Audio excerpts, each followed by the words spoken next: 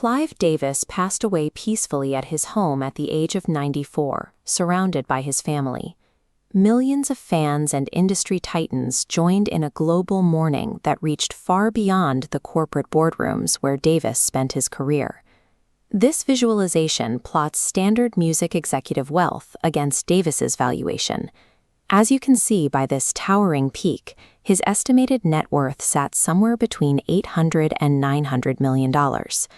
Even while building this fortune, his later years were marked by a hospitalization for a respiratory condition and a 2021 diagnosis of Bell's palsy. His path began far from the recording booth. He started in the legal field before pivoting into senior music leadership at several major labels. He brought a lawyer's precision to the music business, using an eye for global commercial potential to build a repeatable system for manufacturing hits. His career gained momentum during his presidency at Columbia Records, where he first moved into senior leadership.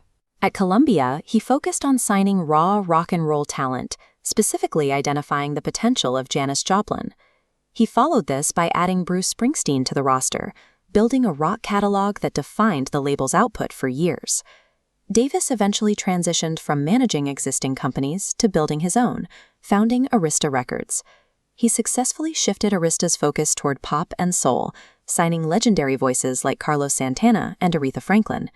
Arista scaled rapidly as an independent powerhouse, pushing a massive volume of hit albums through global distribution channels to eager listeners. His most significant discovery came with Whitney Houston, a signing that drove Arista toward record-breaking sales and global reach.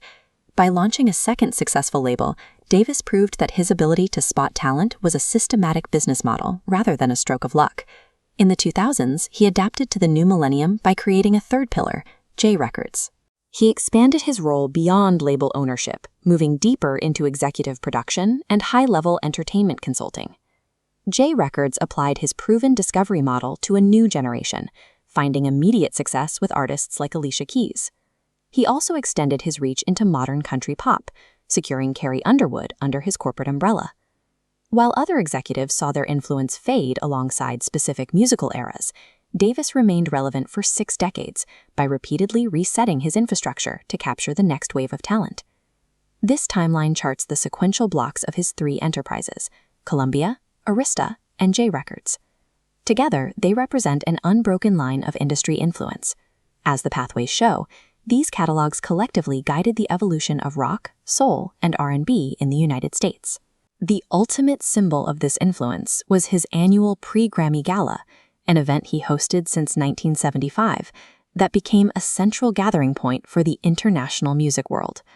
Clive Davis leaves behind an estimated $800 million fortune and a legendary career that defined the careers of others. By repeating his success across 3 separate labels, he proved that the business of music could be mastered through a systematic approach to talent discovery and development.